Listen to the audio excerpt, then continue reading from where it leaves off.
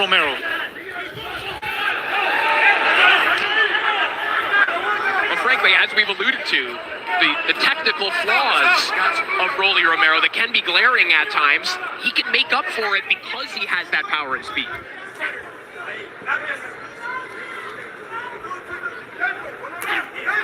Nice right hand over the top there from Romero. Work out. Come on, guys. Work out. One thing that has been noticeable all fight long, Rolly Romero pawing at both of his eyes constantly. Stop. I got it. Guys getting tied up.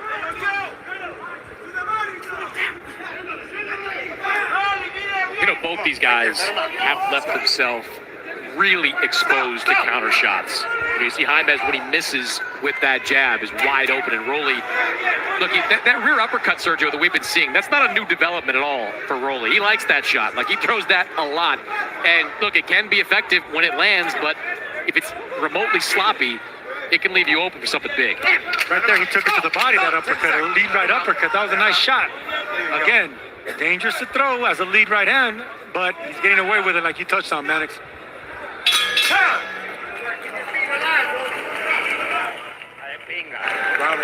Got it.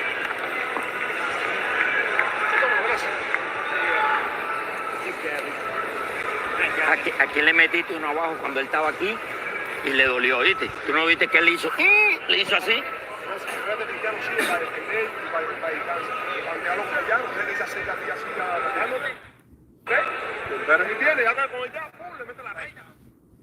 Dale agua, menos. Y el otro le está entrando ya. Esa y esta, ¿te acuerdas que la calentamos? Y esta. ¿Está bien, Rolly? Límpiate. Ponte vivo, nada más es lo único que quiero, Rolly. Round 8.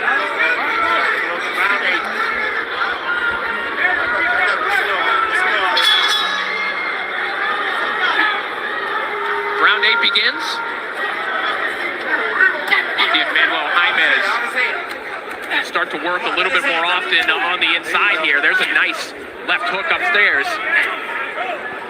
And the foot pressure from Jaimes a little more extreme here in the early going, Sergio. Maybe noticing that, hey, maybe I have to do something. I have to pick it up a little bit here in these closing 3 rounds. No, he does have to pick it up. I mean, I'm not saying he's behind, and I mean, it's a pretty competitive fight. I mean, he's winning some rounds, but he really wants to make it clear. He definitely has to pick it up early and maintain that volume and pressure throughout the 3 minutes. Yeah, I think the reality of Jaimes' situation, too, is that he's the B-side in this fight. Rolly Romero is from Las Vegas. He's going to get the benefit of the doubt, most likely, on these judges' scorecards. So you do have to go into these last 3 rounds with a real sense of desperation. If you've got to win them cleanly, you've got to try to score a knockdown, you've got to do something special if you can find a way to win on the cards. Even more than a knockdown, like we saw on the undercard with Stephen Fulton. He got dropped, and Carlos Castro, I think he put the pressure on. He did really well, but he came up short on the scorecards, and Fulton squeezed out a win. So it goes to show you here that, you know, you have to beat the champion or the former champion in front of you. You can't just keep it close. Jaimes says that after this fight, he wants people to say, hey, who is that kid? And look him up. Really the most significant fighter to come out of his gym in Stockton from the Stockton PYA since Esteban Cervantes back in the 90s. Cervantes got a crack against Vinny Paz late in his career. The similar type of fight came up short.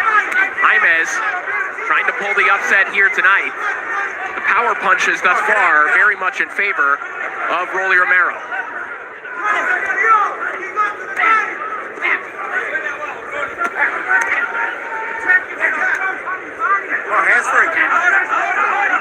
Inside the final minute of round 8. Nice uppercut to the body there from Romero. Yeah, I like the punches that Romero's throwing now. You know, he's not letting Jaimes actually break the distance with that jab anymore.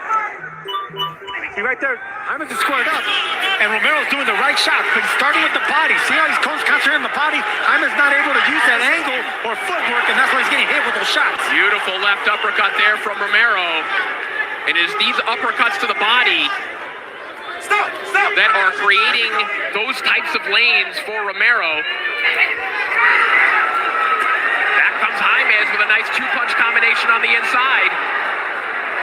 one of these two guys has got to find a way to get a little bit of separation here. This fight in the phone booth stuff is fun, but neither one, besides an occasional uppercut, landing consequential shots.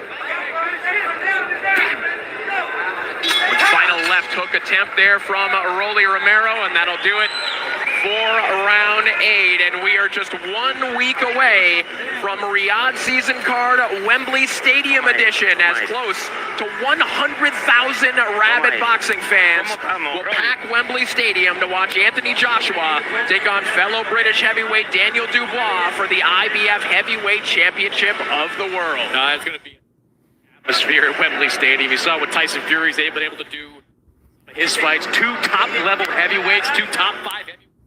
And Dubois and Joshua, 2 bangers. That's gonna be... I thought it was electric back in 2018.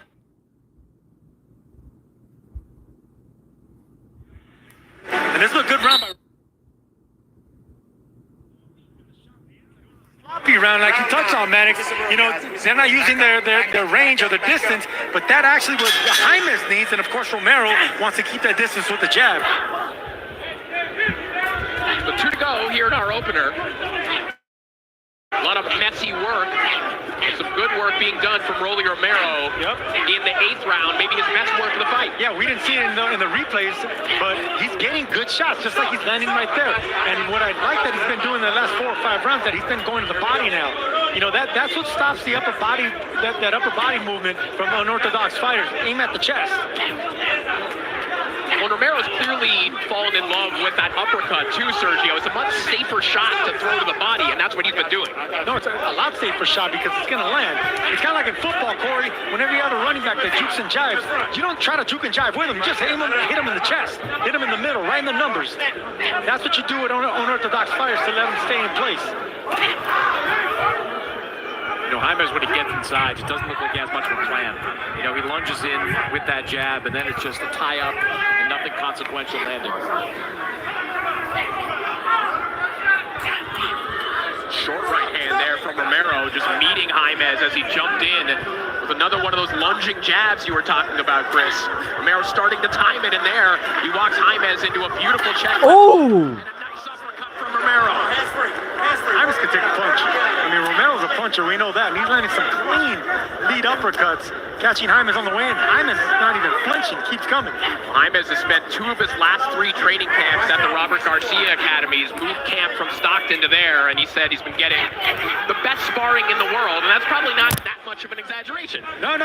Listen, some of the best sparring in the world is, of course, Philadelphia and Southern California. You're not gonna be short in great sparring, tough sparring.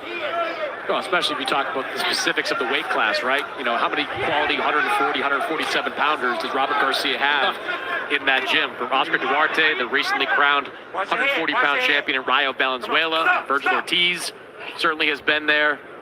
Definitely some good action. And that built your confidence, whenever you're fighting guys and names like that. You get in there with a champion, you start feeling, the effects of maybe I can hang with champions. And Jaimes right here, he's hanging with a former champion Romero, but he's not winning rounds anymore. He started off good, but now the championship experience of Romero has come out. Yeah, and the work from Romero right now, it's clean and it's visible to judges at this point. And Jaimes is certainly making life difficult for him. He's making it rough on the inside. But what Rolly is landing is very, very apparent. Final 10 seconds of round 9. As Rolly Romero starting to take control of this one down the home.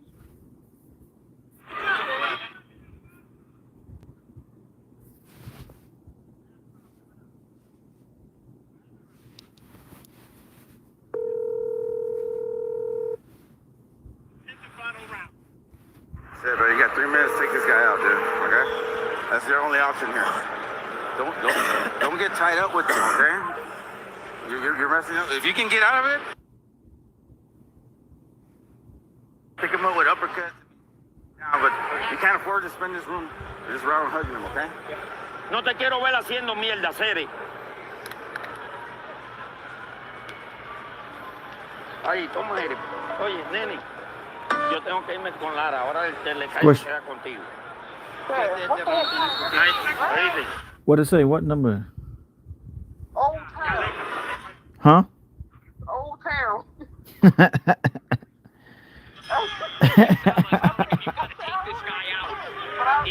Credit. Had a number like this. He hasn't been, Oh. the trainer hasn't been on this kind of stage that many times, and he's giving his fighter the appropriate I know Rolly advice. could have been knocked him out. Rolly looking pretty good in this fight. I should have betted on Rolly. You know, he kept this fight decently close in the first. Nah, he still got that same trainer, but he just don't got the black dude anymore. In order to remind Bullet. He ain't got Bullet no more. He got Ismail Salas. in the first round. I think strategically, Jaimes doesn't have Yeah, he looked good against that opponent though. to win a fight like this. Like he's throwing a decent jab at times, but he's getting too close whenever he's in the middle of these. Yeah, these are the exchanges. type of fighters Not Rolly gonna need get to fight. it done at a fight of this level. Yeah, I'm live right now. Body shot there on the inside by Jaimes. He's got to get his hands free. He's got to keep. Well, who come on? Or doubling your shots. You Oh, okay. Romero already got wind All right. of the 1-2s and the hooks that he throws.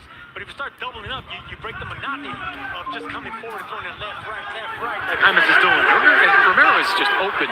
We said this earlier in the fight, but when he's throwing that rear uppercut, like he winds up on it. It's not a quick motion. Like he is taking that out of the holster and letting it go. You gotta be able to counter a shot like that. Yeah, explosive counter punches will take advantage of that, just like Tank and Tank Davis took advantage of it and knocking him out. But Pitbull Cruz is excellent at doing that as well. Jaimes is, you know, he doesn't have the explosive hands to be able to do that. Just a little bit sloppy work. A bit of a frustrating night here for Manuel Jaimes. He is getting to the inside. He's not punching his way to the inside. He's getting there, but then Romero is either nullifying what he's thinking of or just getting there first. I just don't think he has a plan when he gets there. Romero just missing with that uppercut a moment ago. That right hand did not miss. Right on the chin of Manuel Jaimes, was taking some big shots in this fight. He's given a few, but probably not enough here tonight.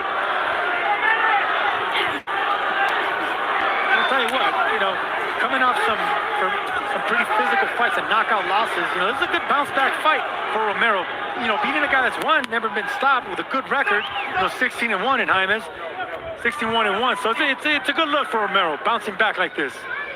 Well, Chris, as you mentioned, for Rolly Romero, just staying in the win column is what matters. His notoriety, you know, his fame is what will get him another big fight. Yeah, I think a win like this, as low level as it is, it will put him back into that mix. And I wouldn't be surprised to hear his name mentioned once again, connected to Ryan Garcia.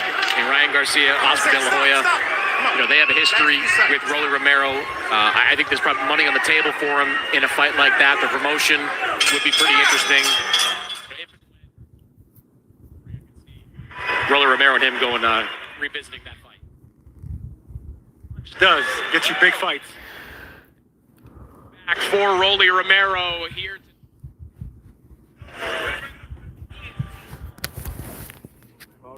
Dixon.